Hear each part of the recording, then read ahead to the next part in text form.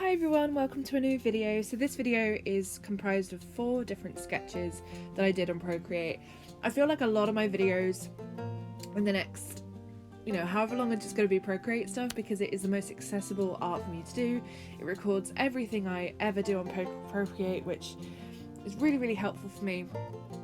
And it's something I can do on the go, it's something I can do anywhere, and that I don't have to do much editing for, which helps me with my sort of scatteredness and my difficulty making videos. So yeah, I hope you guys enjoy that. I'll say a little bit about each sketch. There's not really much to say, especially because a lot of them I did not a while ago, just within the last couple of weeks. So this one had no reference. Something that I really need to work on is using references, because I just don't use references. Only one of these sketches I used a reference for, so I need to get better at that. But yeah, I didn't use a reference for this one. I was just sketching, and yeah, I don't know. I like the sort of the contrast with the white and the light and the dark, and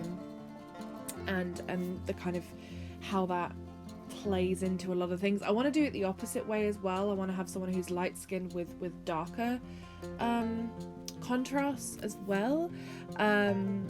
So kind of play on that, and yeah, doing that kind of outline, because the most annoying thing for me at the moment about Procreate is that there is no stroke option. If you guys are familiar with Photoshop or other programs which enable the stroke function, which is when it sort of makes a vector around your layer, that is something that I absolutely adore in Photoshop, and something that isn't in Procreate. And if it is in Procreate and I'm just missing it, or I'm just not finding the tool to do it, then please let me know, because it is something I have been looking for. But it is something that they might also update in their next app update. This one is just a little sketch doodle thing of my character Avery, who I have featured on this channel before. This is just a portrait, just when I was sort of experimenting, because I haven't drawn her in a while, and I like to make sure that I keep drawing my characters to make sure I'm consistent with them and consistent with their look and how they are. Because when you are drawing characters that have no references, because they're in your heads, it's a lot more difficult to be consistent with how they look, and making sure that you keep the regular features and everything. So yeah, this is Avery. I still need to get better at actually drawing her though, because this is not how I see her in my mind's eye. Like, it's kind of just the vibe of her, like the sort of generalness of her, but I suppose that'll come better when I'm more able to get the stuff from my brain and onto the paper or to the iPad or whatever, and then that'll be easier to translate. But for now, that's just what it is. I don't know why this was taking so long to do anything, but anyway. Yeah, so I draw characters a lot, and the reason why I'm not going to be uploading everything that I paint is because some of it is character art for characters that don't belong to me, characters of my friends and mine and my friends' characters interacting with each other, and I feel like I would need to get permission from them in order to showcase that kind of thing on my YouTube channel, because that is their property.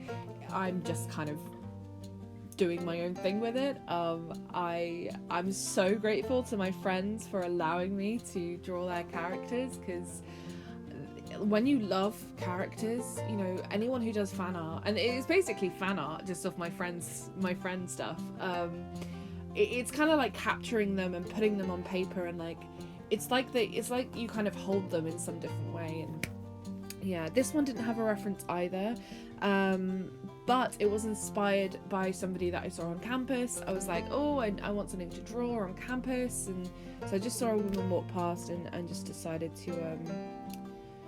to draw inspiration from her. And so I didn't look at her for too long. It was really just a passing glance. She was just walking past me, and decided to draw her. So had no reference, but I had an inspiration, and I was actually really happy with this one. I did it entirely while sat outside of my university on the steps, so I was really quite happy with this one. Yeah, and then the final one is the only one I did use a reference for, which I think is pretty obvious. The ones that I use full body typically do have a reference, especially with clothes, because I really do struggle with full body anatomy, and I struggle with clothing.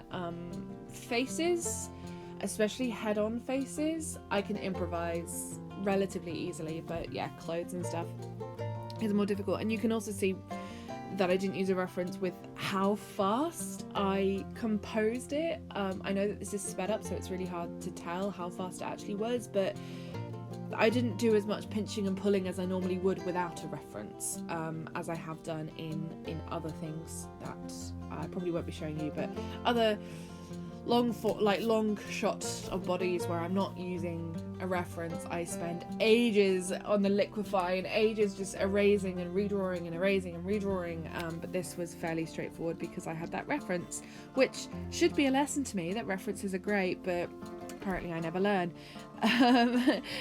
So I just grabbed this off Pinterest. I think it was a girl taking a selfie in a mirror, and I just kind of tweaked a few things. I tweaked the colours, I tweaked some of the clothes, and I tweaked the hand position, and I think just the face, because the face was being obscured by a phone. So yeah, that was the 4 sketches. I hope you guys enjoyed, and I will see you guys in my next video. Until then, all my socials are in the description bar, and I hope that you will follow me there for any updates that I have. Bye!